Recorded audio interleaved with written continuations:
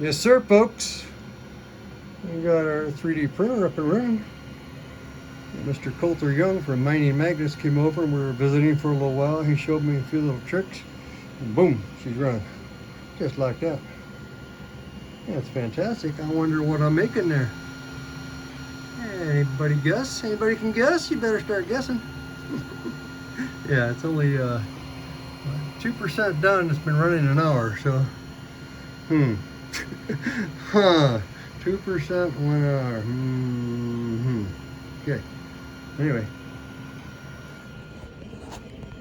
peace, baby. Looking good.